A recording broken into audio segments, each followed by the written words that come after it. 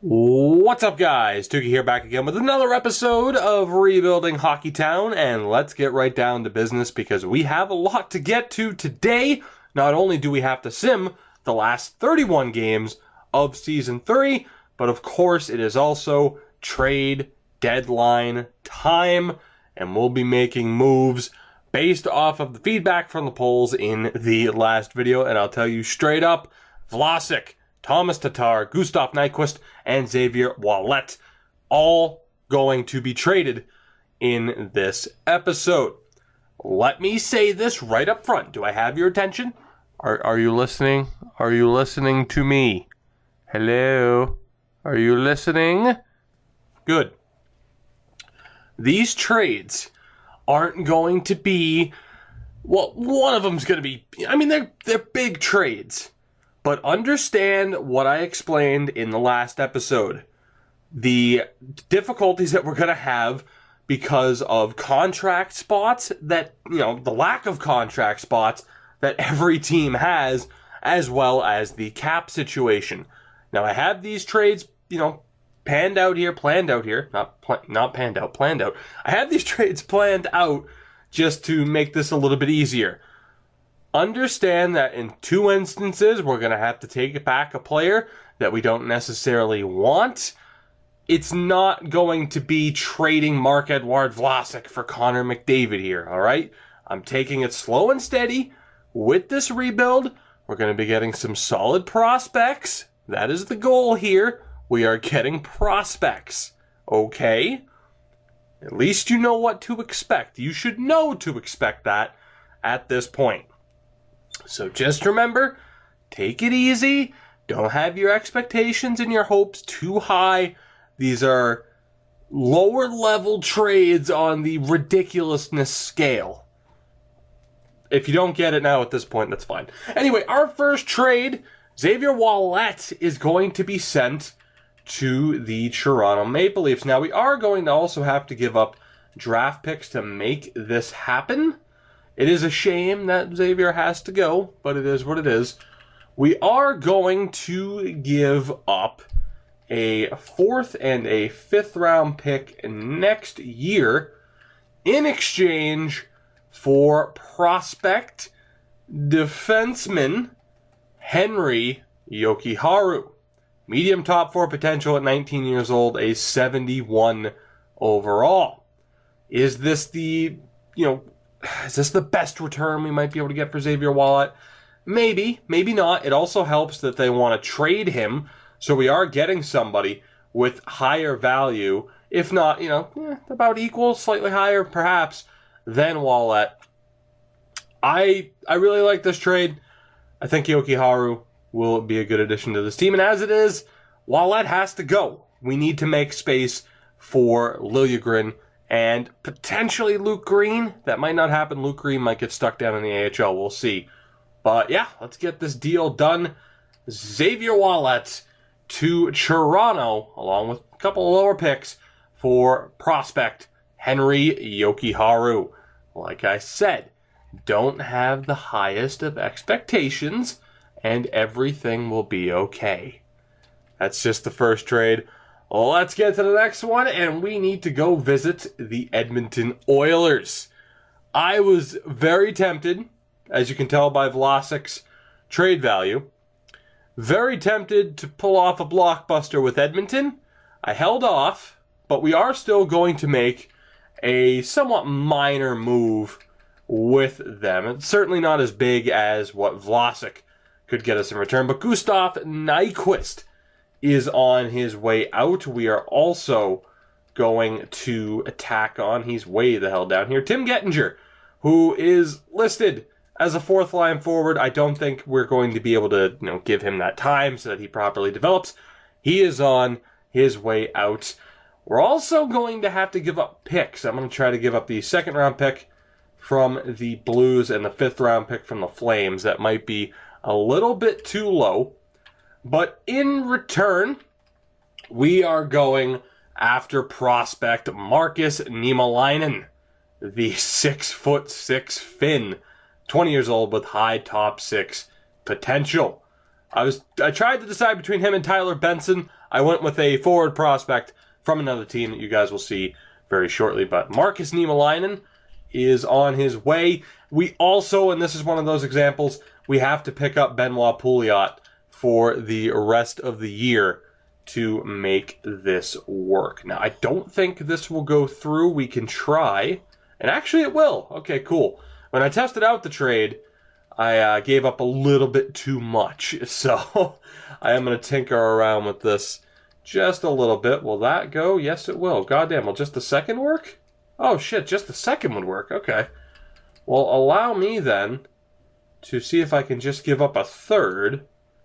No. So the third is too little. Okay. I'm still going to give up the second round pick. I think the Blues pick would work, right? That's what we had it on. That's what we had it on. Let's see if I can get a fourth and a sixth back, because we do have to give up more draft picks in other trades. Let's just see here. Maybe a fifth round pick is the best that we can get. Will that go through? No, it won't. Unless I tack on a seventh next year. Actually, 2 years from now. That should go through. No, it won't. Shit. All right, sixth round pick it is from the Oilers. Will that go through? No, it won't. God damn. Stingy in Edmonton. Peter Chiarelli. You douchebag. Will that go through? No, it won't. And then we know it'll go through straight up. You know what? I'm content with that. The deal is done. Gustav Nyquist, Tim Gettinger, and a second round pick to Edmonton for Niemelainen and Pouliot. Remember, not as good of a return as we'd hope with Nyquist, but we had to take Benoit Pouliot, and of course that affects the trade value. So we don't get as much, although if Niemelainen ends up being a good defenseman, who gives a shit, right?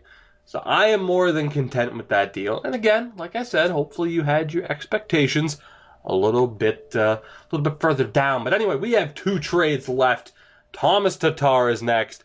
We're going to be sending him to the Tampa Bay Lightning again, working with Steve Yzerman. I don't know why, man, but Tampa, it's just been a premium destination. We are going to give up not only Nyquist, we're also looking to give up prospect. I believe his name is Adam Brooks.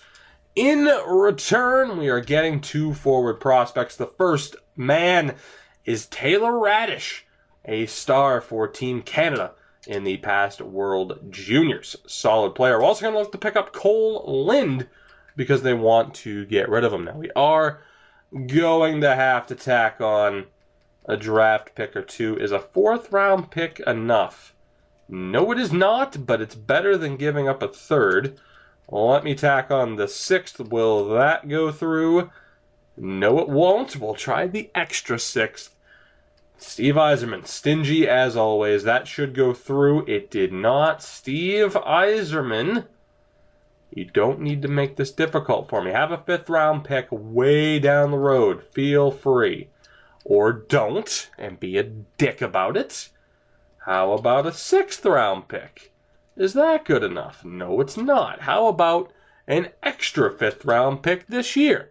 How does that sound? Hopefully good. Steve Yzerman, you're killing me.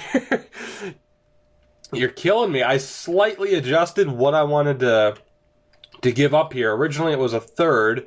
I'm trying to see if I can get away with this without giving up a 3rd. That's not looking too good right now. Will that go through? Yes, it will. So there you have it. Thomas Tatar, Adam Brooks, and picks off to Tampa for Taylor Radish and Cole Lind. That leaves us with 1 deal left. And it's the big one. And it might not be what you were expecting.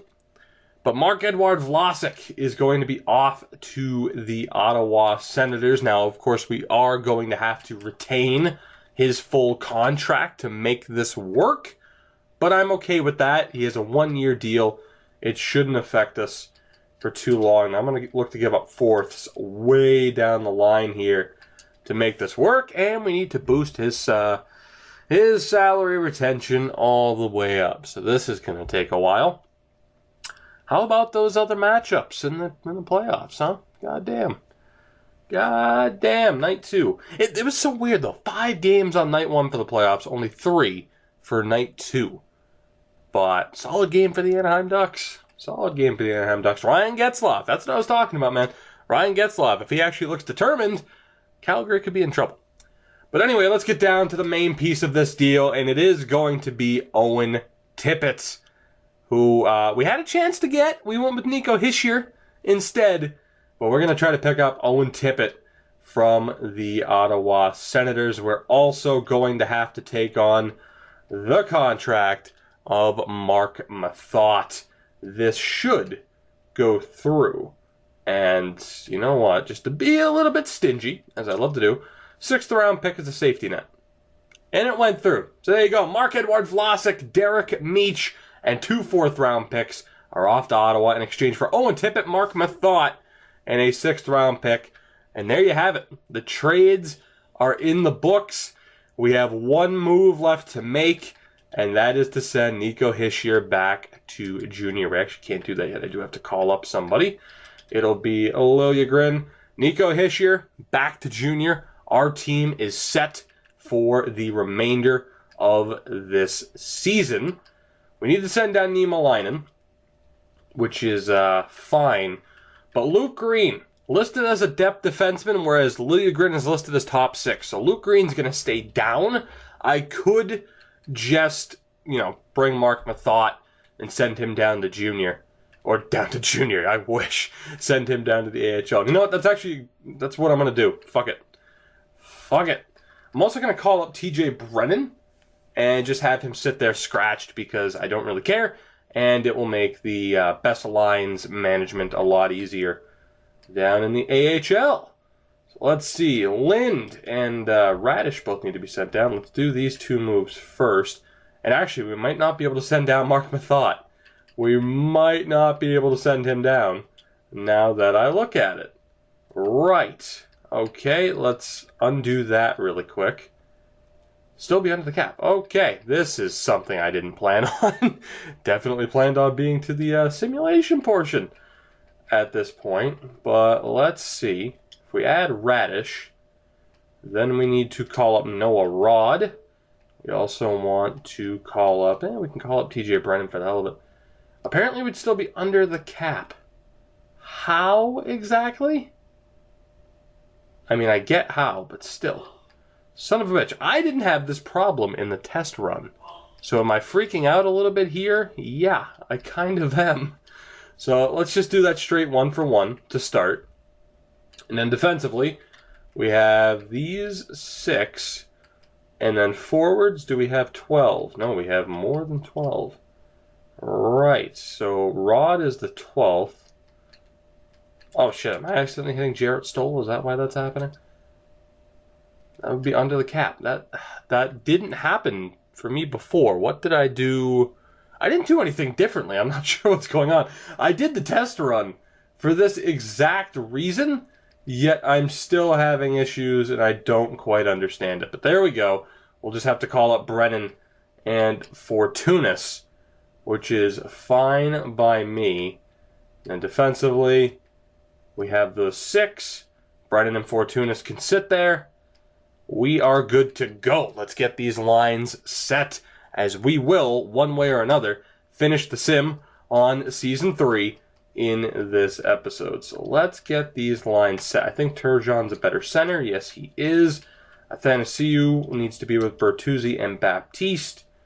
We are good to go. I'm actually just going to leave Benoit Pouliot on the top line because who the hell cares? Defensively, you could argue putting Liljegren on the second pairing. I am just going to leave him on the third pairing for now. He's at least in his proper role. And then down in the AHL, let's go best lines. The team is looking good. Scratches Dosty and Stevens, fine by me. Van Pottelberg's the starter. This team is set. The prospects have been added. More trades have been made. Let's do this and watch. We'll make the playoffs again, even though we are currently 8 points out. The good thing is if we miss, of course, we have not only our first round pick, but Chicago's. And as it turns out, they're struggling, and Benoit Pouliot hurt his foot in his first game with us. Wow. All right, let's go best lines. It'll put in Jarrett Stoll, which I am fine with. I don't care. It puts Baptiste on the top line. Fine by me. Let's get Evan Fitzpatrick in there. I'm not even going to bother calling anyone up from the AHL. The Blackhawks have a pretty similar record. Pretty similar. It looks like we've played a hell of a lot more games. We did lose to Boston. Wow, we let up 6 goals in 2 consecutive games. That's now a 4-game losing streak. Well, if you wanted us to tank, I have good news for you. Because that is absolutely what's going on here. But like I said, the future of this team, the phase where we really try to be cup contenders is still probably 2 years away. Like right now, we have all the prospects in place. We still have the draft coming up, which again, we have those 2 first-round picks. We're in a good spot. We're in a very good spot. It's just a matter of seeing which prospects are going to properly develop and locking in our core, as we always do. Just like with the fantasy draft series where we had our core players, the Chicago method, as it is known. Where you have your core group of guys, and then you just simply cycle, your depth players, your bottom 2 lines out whenever you get the chance. Allow me, I don't normally do this. It's been while Pouliot's back. All right, I need to take a quick drink, so hold on 1 second. Oh my God, that's delicious. Arnold Palmer, half and half. I drink it like a goddamn fish. And it's hopefully, like, if they were to say, like, oh, Arnold Palmer, half and half, increases your risk of this disease, or just dropping dead, or spontaneous combustion, I am fucked. 100%. Drink water as much as I can. Milk with cereal, or with dinner.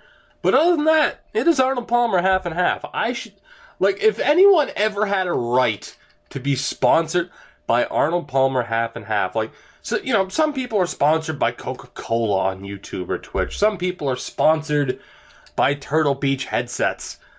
I want to be sponsored by Arnold Palmer half and half. Because if there is one product I can truly stand behind and say I support it 100%, it is the most delicious drink on the face of the God's green earth. It is this drink right here. Shameless plug. But I'm not joking. It is delicious. I've even dating back to high school, which, my God, was long ago at this point. Yeah. It's delicious. I don't know why I'm talking about about half and half iced tea. But I am. Because it's delicious.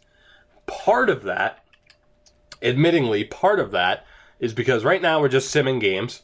And, for the most part, we're losing. 2-2 record so far this month. But I don't have too much to say. I mean, I guess I could talk hockey. I mean, I already mentioned, Anaheim over Calgary. And, good for them. Good for them. Like I said, I did pick Anaheim in that series. And I still, of course, stand behind that. Then Nashville. What did I say, man? I mean, that's not exactly a crazy prediction.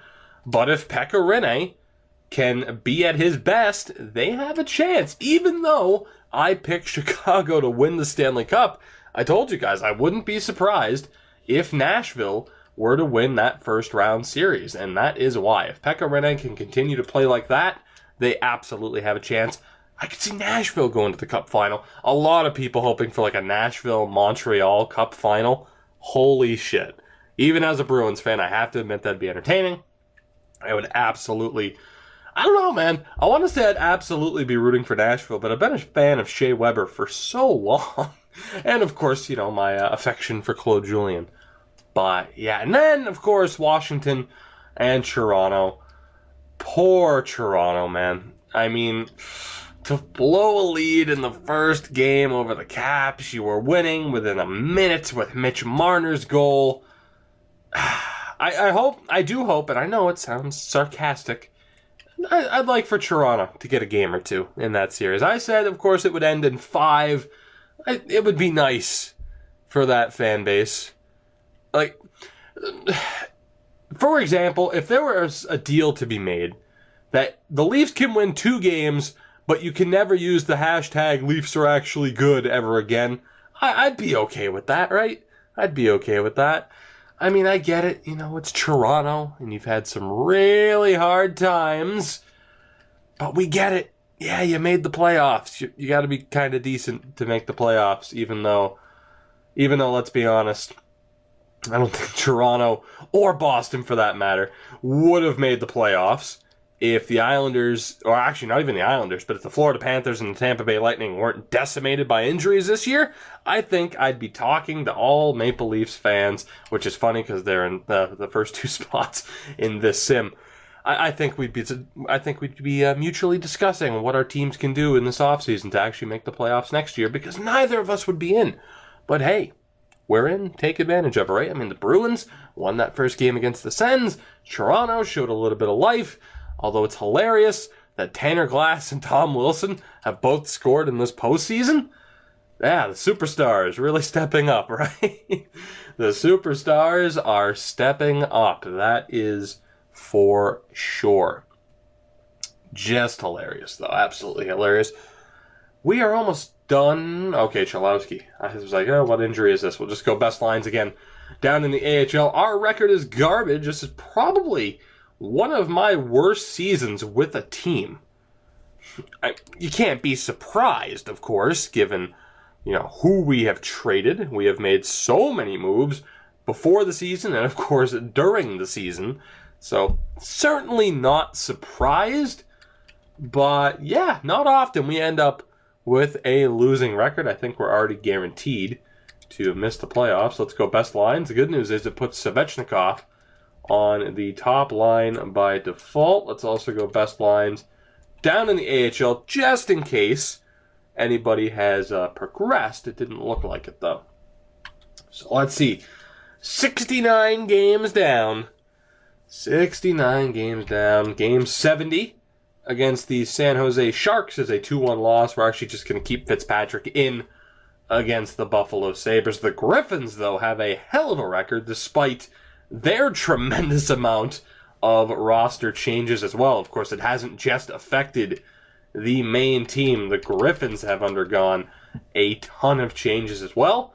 They're up to 41 wins, though, this season. So not too bad from them at all. We are currently on 63 points with 11 games to go. That is fantastic. Let's go best lines just in case. That gets Peter, Mrazek, whatever. That gets Mrazek back in. I want to take a look, though, at the full standings. How close? Wow, our leading scorer only has 47 points. Oh, my God. So let's see. Bottom of the league, how bad is it? We are currently... Oh, my God, the Islanders are brutal. But we're right there. We are right there, currently battling for a bottom 3 spot, which would be nice. It'd be very nice, though, even if we didn't finish dead last, to win the lottery for once. Wouldn't that be great? I would love to do that. I don't like my chances of that, but you never know. It could happen. I say it could. It won't.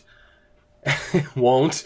And I honestly don't know if I'll trade up this year. I don't know how I want to handle this draft, man. Like I said, the first 2 years, I knew what I wanted to do. I wanted to go out there and get some really strong prospects. I don't know what to do heading into this next draft. I mean, it really depends. You kind of saw how many draft picks we have left. A lot of high-end picks, first 3 rounds. Anything beyond that's a crapshoot and really not worth it in terms of the talent you're likely to get. And it's not like I intentionally want to hold on to, low top 9 forwards, because it's not exactly worth the risk and not exactly worth playing them over, somebody else. I'm very afraid at how slow this menu is going right now. Very afraid. Let's just sit here for a second, give the game a chance to catch up and sort its shit out. That would be nice. Let's put, how's Turgeon doing? He's doing all right. We'll put Athanasiou back up there. Yeah, we'll sort that out. We'll go with what we would have gone with. Liljegren has not progressed at all. I never would have guessed that we'd end up with Mark Mathot and Darnell Nurse on this team. Never would have guessed.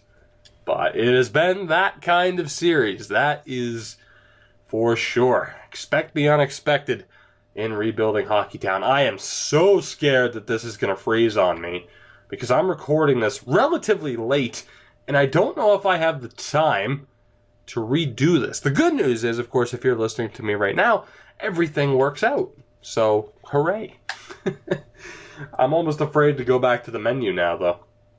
I might just keep Evan Fitzpatrick in goal, because I am so afraid of this freezing on me. Oh my god. You know what? That's exactly what I'm going to do. I don't have to make the change, so I won't.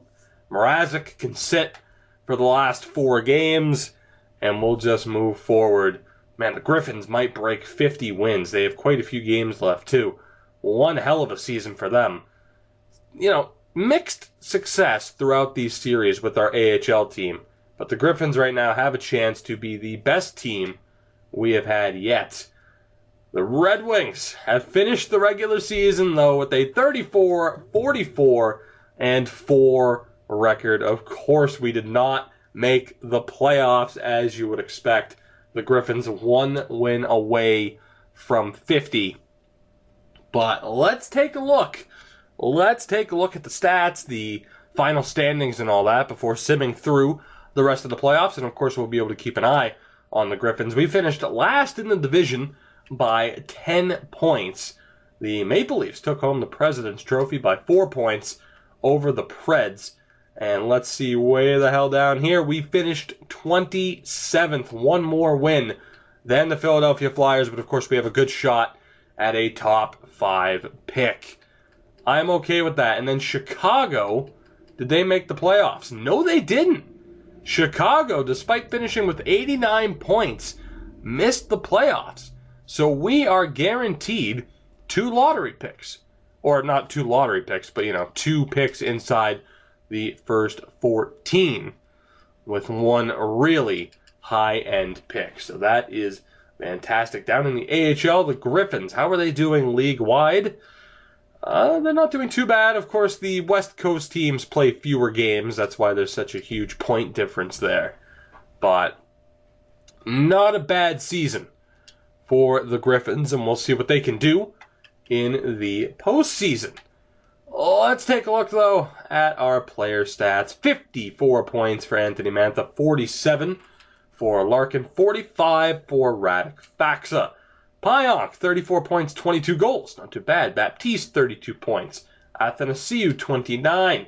Ferk with 28. Svechnikov, 22. He played all 82 games. Not a terrible rookie year for him. Not sure what I really expected. 17 points for Tyler Bertuzzi. A little bit disappointing. Nika Hischier finished with 13 points in 51 games. Who else is here? Turgeon ended up getting 37 games. He had 10 points. Liljegren played 40 games. Noah Rod, 28 games. He had 9 points. Matthew Spencer with 8 points this season. Pretty much capped out at that 85 overall. Nice. Goaltending. Let's take a look. 59 games for Mrazek. Finished with a .917 save percentage. A .914 for Evan Fitzpatrick in 27 games. We'll take a look at the league-wide stats. I did just realize I forgot to look at the news feed around trade deadline to see other moves that may have been made. Sorry about that. I always forget. But Matt Murray, 40 wins. Holy shit. Only a .909 save percentage, though. The save percentage leader, Ben Bishop in LA. Not too shabby. Take a look at the scoring before looking at the rookie race, the brackets, and then we'll move on. Tarasenko led the league in points. 105 points with 59 goals. Schwartz, 102 points. Oh my god. Crosby, 98 points. 59 goals as well for Ovechkin with 94 points. 77 assists for Stastny. You think he benefits? He and Schwartz benefit from having Tarasenko. That is incredible. Patrick Laine, 83 points at a 90 overall. Nikolai Ehlers with 82. Good season for Ryan Johansson. Marcus Johansson as well. Anybody else? William Nylander with 78 points. Any surprises? Chris Letang with 75 points isn't terrible. I'm looking for surprises. Kyle Palmieri, 72 points. That's a surprise. Austin Matthews is up to a 95. Oh my God. He has 72 points. Pasternak and Bergeron both with 71. We'll take a look at the Calder race. We'll try to make sure this episode's under 40 minutes. I'm not sure if that'll be the case. Alex Nylander pretty much takes it. Brock Besser with a very, very respectable rookie year. Dylan Strome was there. Daniel Sprong up there as well. But that looks like Alex Nylander's award. Some very big names in this rookie race that I'm sure we'll be seeing for years to come, seasons to come. And rookie goalies, a big year as well. Chris Dreger with 59 games played. Eric Comrie with 57. Stolarz, 54. Carter Hart, 32. A new tandem there in Philly. Not too bad. Evan Fitzpatrick, 27 games for us, of course. Malcolm Subban made good progression. Halverson, Brent Moran, 74 points. Or 74 overall. 74 points as a goalie would be pretty damn impressive. Maybe that's why San Jose sucked. They didn't have a backup goalie. Just saying. Maybe they sucked. And I'm trying to remember, too. Did I get a pick from San Jose? Or did I try to and just failed to? I can't remember, but I could have sworn I scouted them out because of the rough goaltending. But there you get a look at the bracket. St. Louis, Colorado, Nashville, Winnipeg, Calgary, LA, Anaheim, and Minnesota. In the East, Columbus and Carolina, Pittsburgh, Ottawa. So best of luck to our old friend there, Gustav Nyquist, I believe. Montreal, Tampa, Toronto, and Boston in the first round. We'll be keeping an eye on that bracket as we move forward. Of course, too, Grand Rapids, if they play, we'll follow along with that as well. Of course, we know that they're going to play. Apparently, they have 4 straight games, 5 games in 6 days to finish up their schedule. Oh my God, that is ridiculous. Arnold Palmer, you're delicious. I don't know why I'm so thirsty today. I have no idea. Maybe it's just that the drink is absolutely delicious. Totally not sponsored, by the way. But let's see here. Grand Rapids finishes with 51 points. They play the Milwaukee Admirals in the first round. Let's sim the first 3 games. Of course, it's a best of 5. Let's see what happens. 1-1 split so far. A 2-1 series lead. Can they close out the Admirals right here? Riley Tufte goes down to injury. We'll just go best lines. They can't. They're going to that crucial Game 5. And their season's over. That is tremendously disappointing. A first round exit, 2 straight losses, and the Griffins are out. That is extremely disappointing. A 51 win season, and they're out in the first round. Wow. That is incredibly, incredibly disappointing. Son of a bitch. I thought they had a chance there to really do some damage, but I guess it wasn't their year. Very disappointed for Van Pottelberg as well, as he could step up. This could have been Mrazek's last year for us. If Van Pottelberg progresses enough, it could be him and Fitzpatrick as the goalie tandem heading into next year. I am not quite sure. Again, I don't know what the hell this offseason is going to bring. Mainly, too, not only with prospects that are available in the free agent market, but our own prospects. How are they going to progress? That is the big-time question moving forward. Where do we want to scout? Let's just go to WHL forwards for the rest of this. For the rest of this sim, let's find out. I said we'd follow along. I got a little bit discouraged once Grand Rapids was eliminated, but there you have it. Columbus wins the Stanley Cup, the Calder Cup. Goes to the Chicago Wolves. I used to not be disappointed by that. I am very, very disappointed by it now. So let's take a look at the playoff tree. St. Louis beat Colorado in 6. Nashville over Winnipeg in 6. LA over Calgary in 7. And Minnesota over Anaheim in 6. Nashville over St. Louis in 7.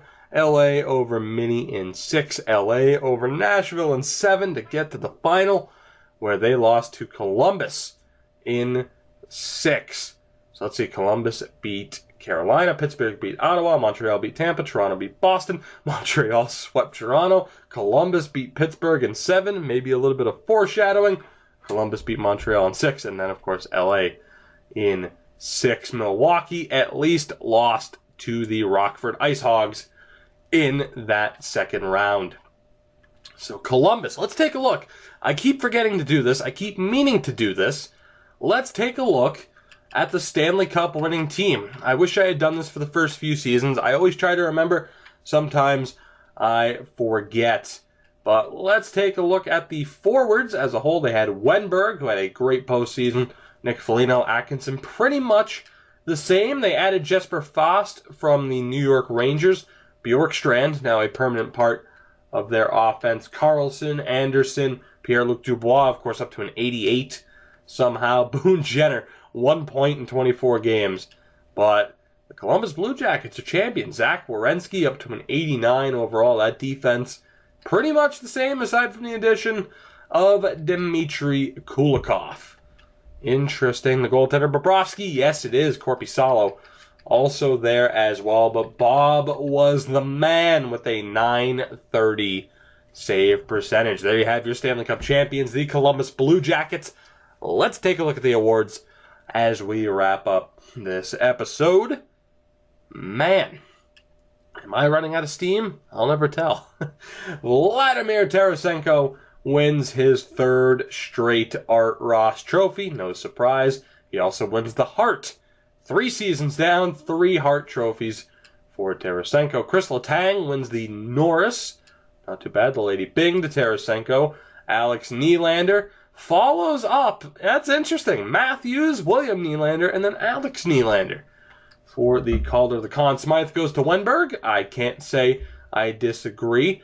The Vezina went to Robin Lehner. All right, then. Grice, Craig Anderson, and Robin Lehner for the Vezina.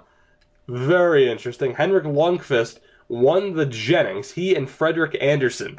What a tandem for the Leafs. The Masterton went to Adam Larsson. Anze Kopitar wins the Selke for the 2nd time in this series. The Ted Lindsay, of course, to Tarasenko. And the Rocket Richard goes to Alexander Ovechkin. Very disappointing follow-up season, winning the Calder Cup last year, a 51-win season this year, and then eliminated in the first round. But let's see if we can take home any hardware. Malta Stromwall acquired the most points. He was also the league MVP and scored the most goals and was the most outstanding rookie. Cool. He can't win this award because it's for defensemen, and it's Oliver Kylington for the Stockton Heat. Van Pottelberg was the league's best goalie, 2nd year in a row that honor goes to our goaltender.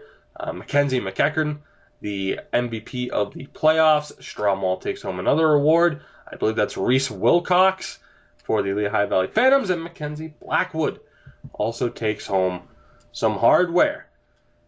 A disappointing season, at least for the Grand Rapids Griffins. For the Red Wings, I would say mission accomplished. The goal was to tank. We did just that, and now we look forward to the draft. The preparations for Season 4 begin, and we'll see how close are we to being contenders. Are we going to be able to add any decent pieces as we move forward? We will find out in that next episode. I'm looking forward to it. I hope you are as well. But that is it for this one, guys. As always, if you have enjoyed, feel free to support the video and the channel in any way you deem necessary. Any and all support is more than appreciated. And I will catch you guys in the next episode of Rebuilding Hockeytown.